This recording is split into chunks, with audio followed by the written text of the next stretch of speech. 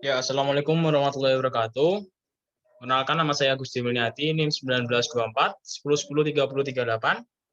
Di sini saya akan menjelaskan tentang tugas struktur data, yaitu kita disuruh membuat metode untuk mencari banyaknya anggota sebuah linked list.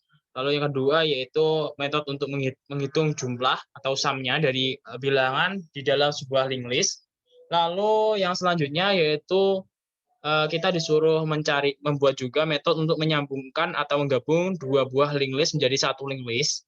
Lalu pengguna bisa bisa menentukan susunan linked list-nya linked list 1 2 atau dua satu begitu. Lalu untuk selanjutnya yaitu membuat metode untuk menambahkan data linked list hingga data linked list tersebut berurut.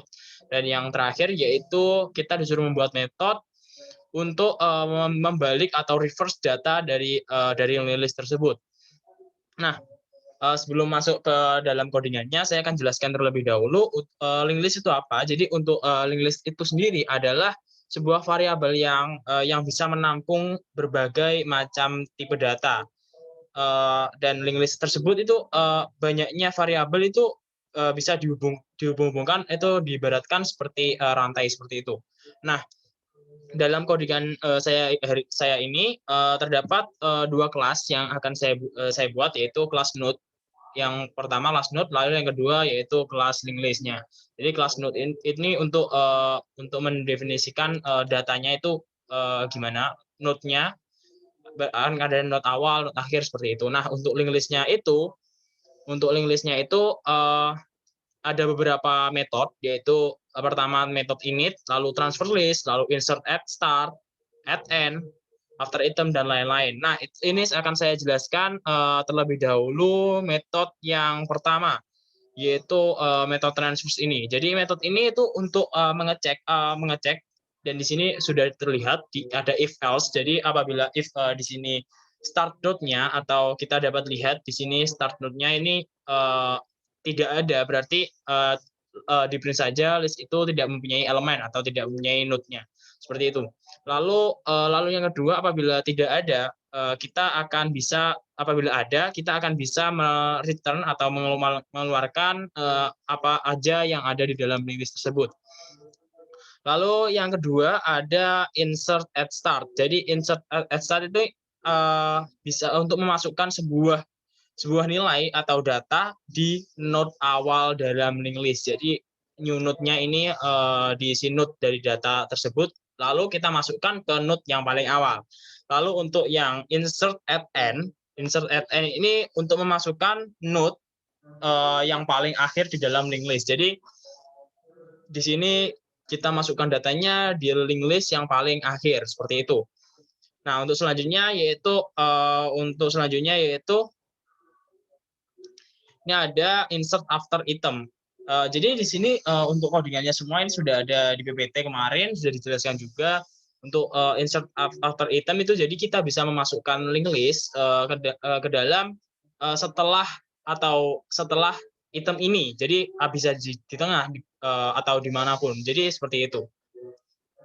Insert after sama before itu juga sama. Jadi after sama before itu sama, cuma posisinya aja yang berbeda.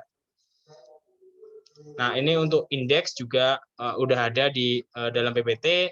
Kita tentukan dari indeksnya, indeks keberapa, kita masukkan datanya, itu juga seperti itu. Nah, untuk delete-nya juga ini saya tuliskan semua. Kenapa saya tuliskan semua? Agar apabila nanti kita dalam membuat note kita memerlukan itu lebih enak. Jadi ini mengapa saya tuliskan semua? Ini salah satu alasannya yaitu karena agar nanti pada saat kita membuat metode-metode yang diperlukan pada soal tadi, biasanya kan ada. Nah, itu kita gampang untuk memanggilnya. Seperti itu. Maka dari itu saya tuliskan kembali untuk metode-metode yang ada di PPT kemarin yang sudah dijelaskan juga.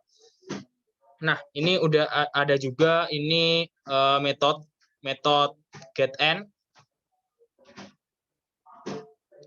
get end, lalu search item, get count, dan seterusnya sampai kita masuk ke dalam soal yang pertama. Jadi soal yang pertama itu kita disuruh membuat metode untuk mencari banyaknya anggota sebuah linked list. Seperti itu. Nah, ini untuk mencari banyaknya banyaknya anggota ke dalam linked list, kita dapat menggunakan metode count element. Jadi saya membuat metode count element. Di sini metode count element ini apabila tidak ada isinya di dalam node-nya, itu berarti kita langsung return saja tidak punya elemen. Lalu apabila ada, kita akan mengeluarkan penghitungan dari isi dari linked list tersebut. Langsung saja kita implementasikan untuk soal yang pertama. Ini untuk soal yang lainnya sudah saya buat, jadi ini saya komen dulu. Ini soal yang pertama, kita print. Jadi kita sudah memasukkan link list-nya, yaitu 37, 10, 3, 5, dan seterusnya. Ini sudah ada juga, kita masukkan. Setelah itu kita run. Maaf. Nah, ini jadi sudah masuk untuk nomor 1. Untuk jumlah anggota link list pada 1 adalah 6. Kita hitung bersama, yaitu 1, 2, 3, 4, 5, 6. Ya, betul, ada 6. Lalu yang soal yang kedua, di sini kita untuk soal yang kedua, di sini kita disuruh membuat metode untuk menghitung jumlah sum-nya dari semua bilangan yang ada di dalam linked list, seperti itu. Ini hampir sama dengan yang atas, namun perbedaannya di sini ini hampir sama juga sebenarnya. Untuk nomor 2 kita run. Untuk nomor 1 kita komen terlebih dahulu.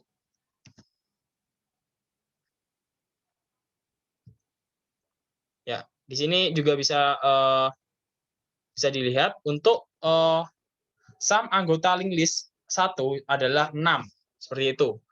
Jadi kita sudah dapat mendefinisikan sum dari linked list yang nomor 2. Lalu untuk yang nomor 3, kita disuruh membuat metode untuk menyambungkan dua linked list. Jadi linked list 1 join linked list 2 atau sebaliknya. Nah, ini saya menggunakan join list self linked list new. Linked list new ini diisi linked list yang baru atau linked list yang kedua. Lalu kita langsung coba saja untuk linked list yang nomor berapa tadi? Nomor 3. Jadi untuk nomor 3 kita di sini nomor 3 mendefinisikan kembali untuk linked list yang terbaru. Jadi itu kita tuliskan define linked list 2, lalu kita masukkan lagi untuk anggota-anggotanya dari linked list yang kedua, lalu kita akan gabungkan nantinya join list dengan linked list yang pertama. Jadi linked list yang pertama kita join dengan linked list yang kedua, lalu kita run. Nah, di sini udah bisa digabungkan. Jadi untuk yang pertama tadi linked list-nya berupa 7, 5, 3, 10, 37 dan seterusnya. Dan yang kedua yaitu ada 5, 10 dan seterusnya, seperti itu. Di sini sudah dapat kita gabungkan. Lalu untuk soal yang nomor 4, kita disuruh membuat metode untuk menambahkan data linked list hingga data linked list itu dalam kondisi terurut. Jadi yang tadi untuk data linked list-nya kita akan ubah data linked list-nya agar bisa terurut. Ini kita uncomment dulu. Nah, di sini kita menggunakan sorting dulu, sort list. Jadi di sort list ini dapat kita lihat di sort list ini untuk mengurutkan. Jadi mengurutkan dengan if else. Jadi apabila Y ini lebih besar, lalu kita geser seperti itu untuk nalarnya.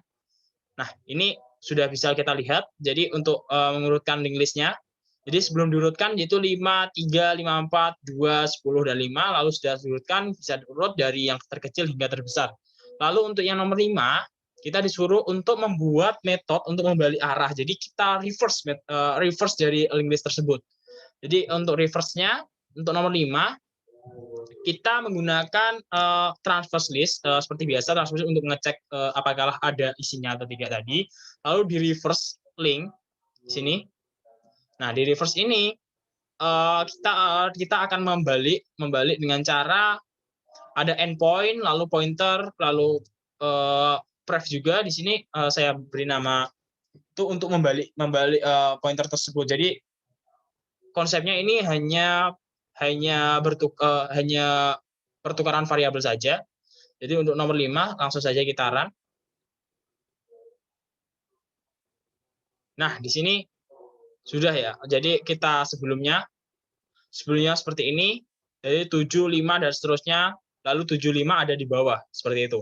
Terima kasih, itu merupakan video penjelasan struktur data dari saya. Bila ada kurang lebihnya saya mohon maaf. Wassalamualaikum warahmatullahi wabarakatuh.